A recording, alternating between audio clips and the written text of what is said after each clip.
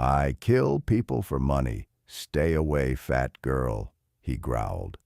But she became his only reason to live. The saloon in Dead Creek stank of whiskey, gunpowder, and fear.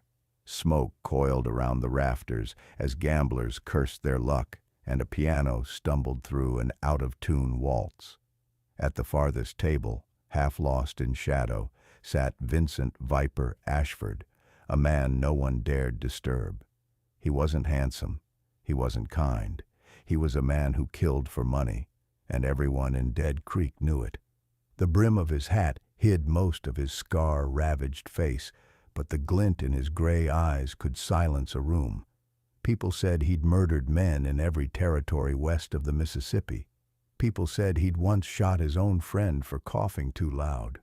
No one really knew the truth, and no one was brave enough to ask. Vincent sat motionless, waiting for the man who owed him payment. His gloved hand rested loosely on his revolver. The tick of the wall clock was the only sound between heartbeats. Then, through the warped glass of the window, he heard it. A woman's cry. Not the drunken kind that filled the street every night. This one was sharp, desperate, terrified. He turned his head. Outside, beneath the lanterns, a wagon had stopped. A group of rough-looking men were dragging someone from it. A young woman with black hair and a torn dress, her wrists bound. "Move, you fat sow!" barked the leader, a brute named Black Pete. He slapped her so hard her head snapped to the side. "No one'll pay for a lump like you. We'll sell you to the mines if we have to." The woman stumbled, catching herself on her knees in the mud.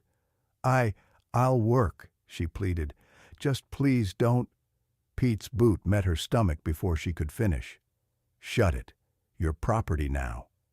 Inside the saloon, chairs scraped. Men laughed. No one stepped outside. No one except Viper. He rose slowly, shadow stretching long across the floor. The piano stopped mid-note. When he pushed through the doors, the wind caught his coat and the street went still. "Let her go," he said, voice low enough to make the horses twitch. Pete froze, eyes widening when he recognized him. Viper Ashford. Even drunks sobered at that name. "This ain't your concern," Pete stammered. "She's been sold fair." Vincent's gaze didn't waver. "You're lying, and I hate liars." His revolver cleared the holster faster than anyone could breathe. 2 thunderclaps echoed. Pete's men hit the dirt before they even screamed. Vincent stepped forward, smoke curling from the barrel. "Take your money," he growled, tossing a single gold coin at Pete's boots. "Now disappear before I decide you're worth less than her." They fled, leaving the girl kneeling in the road, shaking. Vincent looked down at her, mud on her face, tears glimmering in her eyes, her body trembling from pain and cold. "Get up," he said. She lifted her head timidly. "Thank you, sir." "I didn't do it for you," he snapped. "I just don't like noise." He turned to leave. "Wait," she whispered. "Please, I have nowhere to go." He paused, back rigid. "That's not my problem." When she tried to stand, her knees buckled and she collapsed. For a moment he stood there, cursing under his breath. Then, with a growl of frustration, he bent down and scooped her into his arms. "Fine. One night. You leave in the morning." He carried her into the darkness, unaware that the girl whose life he'd just spared, Serafina Caldwell, would soon become the only reason his own was worth living. When Serafina woke, it was to the smell of smoke and steel. The cabin was dim, lit only by a dying fire and a flickering lantern on the table. Her head throbbed. Her wrists ached from the ropes that had been cut away. For a moment she didn't know where she was. Then the sound of boots on the floorboards made her flinch. Vincent Viper Ashford stood in the doorway, coat slung over one arm, revolver belt hanging loose around his hips. His eyes, cold, gray, and distant, studied her like she was something dangerous. "You're awake," he said flatly. "Good. Eat." He tossed a piece of bread and a tin cup of water onto the table. Serafina sat up slowly. Her body screamed in protest, but she managed a soft, "Thank you." Vincent didn't respond. He just moved to the far side of the room, cleaned his gun, and stared at the flames. After a long silence, she whispered, "Why did you save me?" He didn't look up. "Didn't. You were loud. They were annoying. That's all." Serafina swallowed hard. If you want me to work, I can clean or cook. I don't want to be a burden. I don't need help." She hesitated. "Then I'll leave in the morning." "Good," he muttered. "Do that." But when morning came, Serafina didn't leave. Vincent woke to the sound of metal scraping. She was outside, on her knees, scrubbing a blood-stained knife in a basin. He opened the door, irritation in his voice. "What are you doing?" "Cleaning," she said simply. "The place needed it. I told you to go." "I will," she said, not looking up, "but not before I earn the food you gave me." Vincent scowled. "You don't owe me anything." "Maybe I do," she replied softly. "You didn't have to save me." "But you did." He looked away, jaw tightening. He wasn't used to kindness, not after years of being treated like an animal hired to kill. That night, the cabin felt different. There was soup simmering in the pot, something he hadn't smelled in years. The table had been wiped clean. Even the air seemed warmer. Vincent sat down without a word. "Eat," Serafina said, echoing his tone from the night before. He almost smiled, but didn't. After a few minutes of silence, she spoke again. "Do you ever regret it?" His spoon froze halfway to his mouth. "Regret what?" "Whatever it is you've done that makes you look so sad when you think no one's watching." He set the spoon down. "You talk too much." "Maybe that's because you don't talk enough," she said gently. For the first time, he met her eyes. "You don't know who I am. You don't know what I've done." She held his gaze. "Then tell me." "Fine," he said, voice low. "I kill people for money." Her breath caught, but she didn't look away. "Then why didn't you kill me?" Vincent didn't have an answer.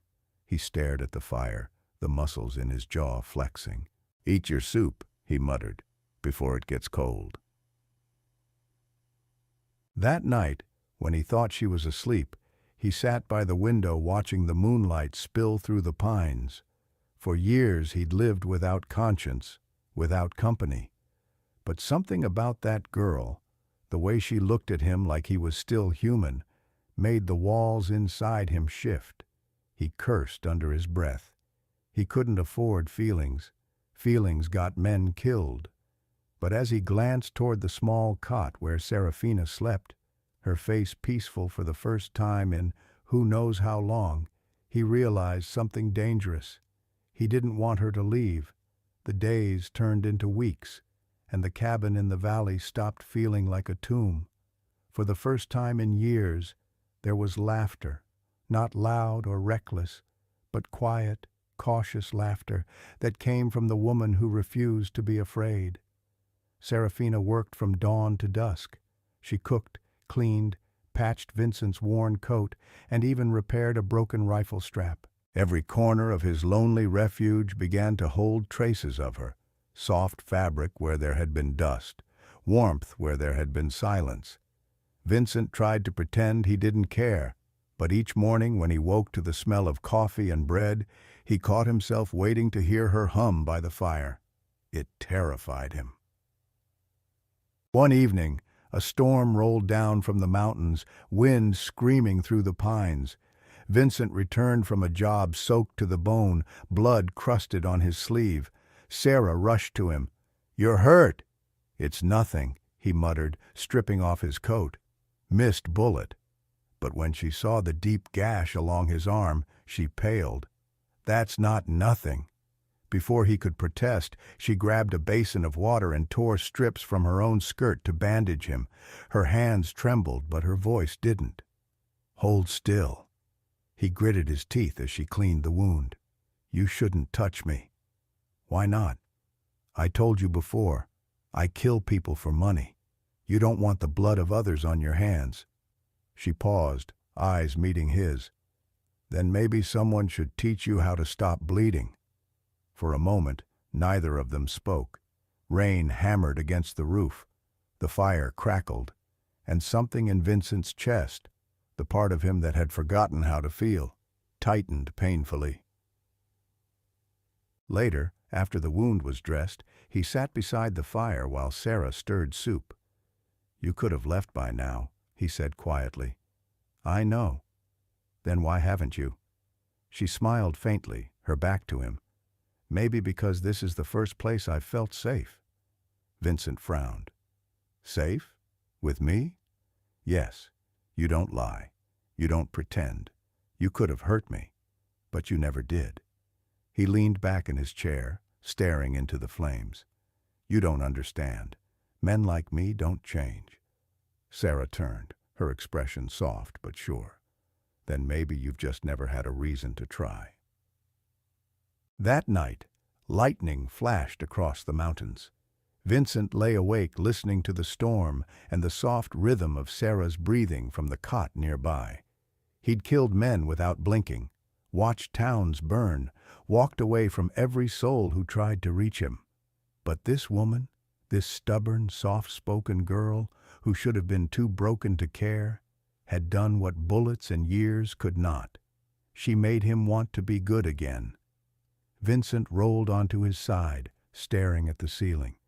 He didn't believe in redemption, but for the first time in 12 years, he prayed anyway.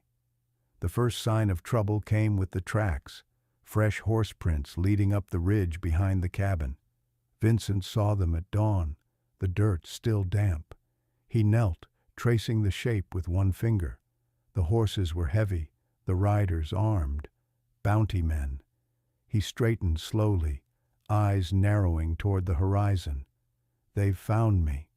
Sarah, standing on the porch with a basket of herbs, froze. "Who has?" "People who get paid to kill people like me." She went pale. "Then we have to leave." He shook his head. "Running won't help. They'll follow the smoke, the trail, the smell of fear. They always do." She stepped closer. "Then what do we do?" Vincent looked at her, and for the first time in years, he didn't know. That evening, the wind carried voices, distant but coming closer. Sarah moved to the window. "Vincent." He was already standing, gun belt in hand, face turned to steel. "Get inside the cellar, now. I'm not leaving you. This isn't a choice." Her voice trembled. "I'm not hiding while you die for me." He crossed the room in 2 strides, his hand gripping her shoulders. "You don't understand, Sarah. These men, they're not thieves or drunks. They're like me. They enjoy it." Tears welled in her eyes, but she didn't move. "Then let me stay beside you. Please." For a long moment he stared at her, at the woman who'd somehow turned a murderer into a man again. And then he sighed. "Fine. But if I fall, you run until your lungs give out. Promise me." "I won't promise something I won't do." His lips twitched, half frustration, half admiration. "You're impossible. I learned from the best." By nightfall, the bounty hunters arrived. 3 of them, faces hidden by dust, rifles gleaming in the firelight. The leader, a grizzled man with one eye and a voice like gravel, dismounted first. "Viper Ashford," he called out. "A live's worth 200. Dead's worth the same. Your choice." Vincent stepped from the shadows, calm as ever. "Then you'll die for free." The first shot split the night. Sparks burst from a rifle barrel. Vincent's gun barked in reply. 1 man dropped. The others returned fire, bullets tearing through the porch. Wood splintered. Sarah ducked behind a beam, heart pounding. When one bounty man circled toward the back, she grabbed Vincent's spare revolver, the weight of it heavy in her trembling hands. Her father had taught her to shoot once, before he sold her. She aimed now through tears and smoke. A figure appeared in the doorway. She fired. The man fell. Vincent turned at the sound, saw her standing there, wide-eyed but steady. "Good girl," he muttered. Moments later, the last gunman charged. Vincent met him head-on, the two men crashing into the mud. The fight was brutal. Grunts, fists, blood.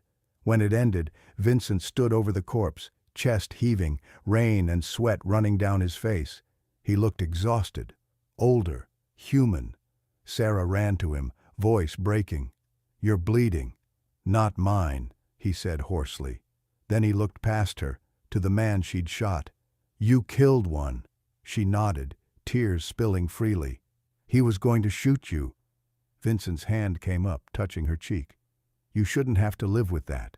She caught his wrist, holding it against her skin. "Then teach me how to live with you instead." They buried the bodies at dawn. When the sun rose, Vincent sat beside the graves, his eyes fixed on the horizon. "They won't stop," he murmured. "There will always be more." Sarah sat beside him, wrapping her shawl around his shoulders. "Then we face them together, until they don't come anymore." He looked at her, really looked, and something inside him broke free. He took her hand. "If I had met you before the blood and the killing, maybe I'd have been someone better." Sarah smiled through her tears. "Maybe you already are." For a time, the world grew quiet again. Vincent and Sarah lived between the echo of gunfire and the whisper of forgiveness. The cabin stood like a scar in the wilderness, healed but never forgotten. Vincent worked the forge now, shaping iron instead of fate. His hands, once used for killing, found a new rhythm in creation. Horseshoes, hinges, a knife for cutting bread instead of throats. He never said it aloud, but each strike of the hammer was a prayer. And Sarah, she filled the space with warmth. The woman once called worthless, now baked bread for nearby ranchers and left it at their doors anonymously. No one in Dead Creek knew the faces of the two strangers who'd built a home deep in the valley. And that was how they wanted it. Until the letter came. It arrived one cold morning in March, folded into the saddlebag of a dying horse that staggered to their fence. The seal was broken, the paper smeared with blood. Vincent knew the handwriting before he even opened it. "Viper, you owe me. One last job. Marshall Crow." His stomach turned. The name tasted like iron and smoke. Crow, the man who had made him a killer, the man who'd trained him, used him, betrayed him. Sarah found him standing at the window, letter trembling in his hand. "Who is it from?" she asked quietly.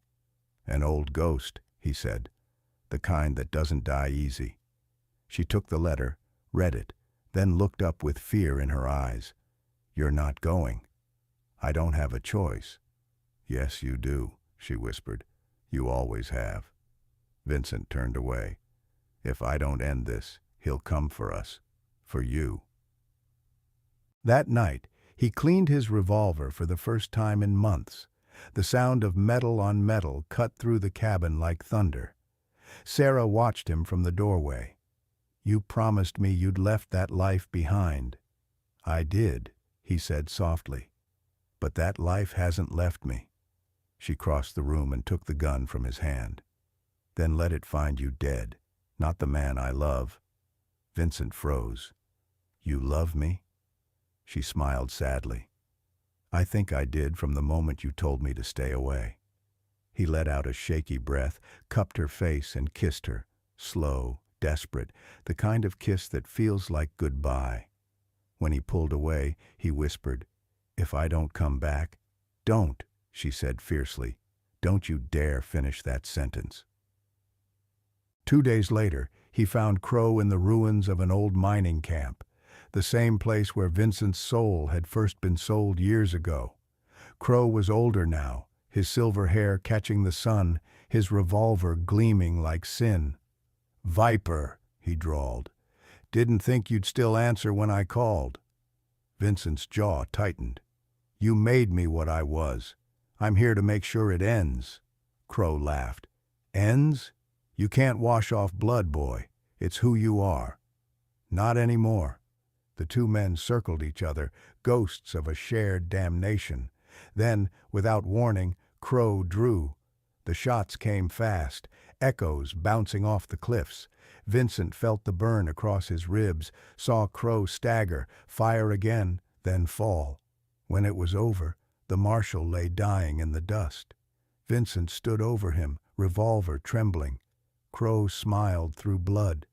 You'll never change. You and I, same coin. Vincent holstered his gun. Then I'm done flipping it. He turned and walked away. Behind him, Crow's laughter died in the wind. Vincent rode home at dusk, bleeding but alive. The cabin came into view, smoke curling from the chimney, a light in the window. Sarah burst from the door, tears streaming as she ran to him. I told you not to go, she sobbed, clutching him. He buried his face in her hair. It's over. No, she whispered. It's beginning. That night, as he lay with her head resting on his chest, the rain began to fall. Vincent closed his eyes and listened to the heartbeat beneath his hand, steady, real, human. For the first time in a lifetime of blood, he believed in tomorrow. The peace didn't last. Peace never does for men like Vincent Ashford. A month after he killed Marshal Crow, strangers began to pass through Dead Creek. Men in badges, men with questions. Word spread fast that the U.S. Marshals were hunting a fugitive assassin who had murdered one of their own. By the time they reached the valley, the cabin smelled of fear again. Sarah saw it first, the glint of tin badges through the trees. Vincent, she whispered, voice trembling. They've found us.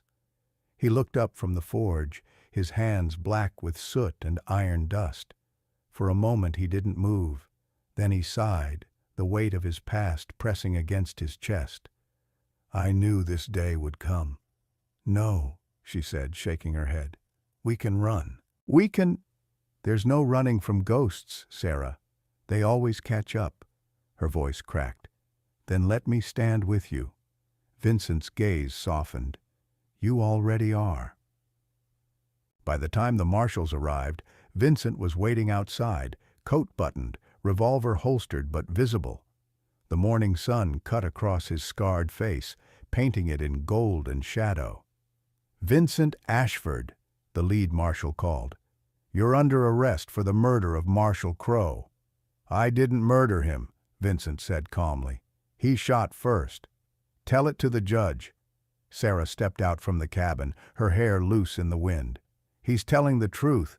Crow came for him. I read the letter. The marshal looked at her coldly. Lady, it doesn't matter. A man like him doesn't get trials. He gets rope. Two men moved forward, rifles raised. Vincent lifted a hand. Let her go inside. This isn't her fight. But Sarah didn't move. If you take him, you'll have to take me too. The standoff stretched in silence. Then, with a slow nod, Vincent walked forward and held out his wrists. All right, you win. They bound him in irons, led him toward the horses. Sarah ran beside him until one of the marshals shoved her away. Stay back, miss. Vincent looked over his shoulder at her. Sarah? No, she cried, clutching at his arm. I can't lose you again. He bent his head close enough that only she could hear. You saved me once. You'll save me again. Just not here. Before she could reply, they struck him with a rifle butt and dragged him away. 3 days later, word spread that Viper Ashford, the infamous assassin, would hang at dawn in Dead Creek Square. Sarah refused to believe it. She stormed into the sheriff's office, clutching the blood-stained letter from Crow. This proves he was hunted. Crow blackmailed him. The sheriff sighed. Ma'am, maybe you're right, but the law don't listen to love stories. Then I'll make them listen, she said, voice shaking with fury. At sunrise, the town gathered. Vincent stood on the gallows, rope around his neck, face calm but eyes searching the crowd. He found her. Sarah stood near the front, clutching the letter in one hand and her heart in the other. Her dress was torn from the ride, her hair tangled from the wind, but her voice was clear.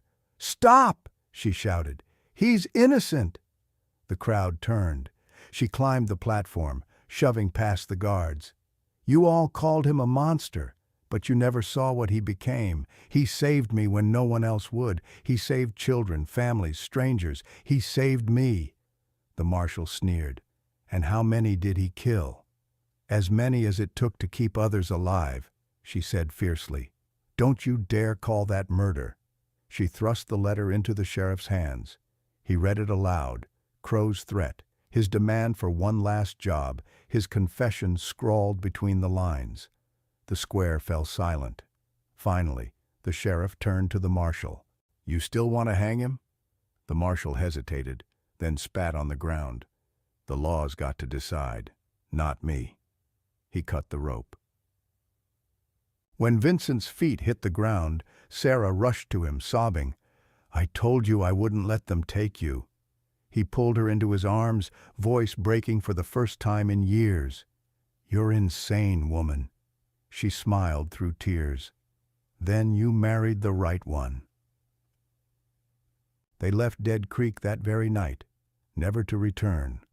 As the dawn broke over the mountains, Vincent turned to her and said quietly, "You gave me my life back." Sarah squeezed his hand. "No, Vincent, you earned it." The trail leading out of Dead Creek was long and silent, winding through hills still scarred by old gunfights and forgotten graves. Sarah rode behind Vincent, her arms wrapped around his waist, her cheek pressed against his back. Every rise in the road, every gust of wind carried the same unspoken thought. They were free, but only for now. They reached the high country by dusk, where the air turned sharp and clean, and the world seemed to forget names like Viper and Fugitive. Vincent dismounted near a ridge overlooking a broad green valley. A thin river shimmered below, twisting through pine forests like a silver thread. He looked back at her, his face softer than she'd ever seen. "We'll build here," he said quietly. Sarah smiled through tears. "No gallows, no guns, just us." He nodded, almost reverent. "Just us." Days turned into weeks. Vincent built their new cabin with his bare hands, every beam cut, every nail driven with the same patience he once used loading a gun. Sarah tended the garden and filled the air with the smell of bread and herbs. It wasn't a palace, but it was honest. And every night, when the firelight danced on his scarred face, Sarah would think how strange it was that the man who once lived by death could build something so full of life. Sometimes he'd catch her watching him. "What is it?" he'd ask. She'd smile. "I'm just memorizing this, in case the world ever tries to take it away." He would pull her close, murmuring, "Let it try." One afternoon, a wagon appeared on the far edge of the valley. Vincent's hand went to his revolver, but the figure that stepped down wasn't a marshal. It was the sheriff from Dead Creek, the same man who had cut the rope. He lifted a hand in peace. "Easy, Viper. I ain't here for trouble." Vincent's voice was steady. "Then why are you here?" The sheriff glanced at Sarah, then back at him. "Because folks need to know what really happened. The territory's changing. The law's finally asking for the truth." He reached into his coat and pulled out a folded piece of paper. "It's a pardon, signed and sealed by the governor. Crow's crimes were proven. You're a free man." Vincent didn't move. "After everything I've done, you think a paper changes that?" The sheriff smiled faintly. "Maybe not, but it gives you a choice. You can keep hiding, or you can start living."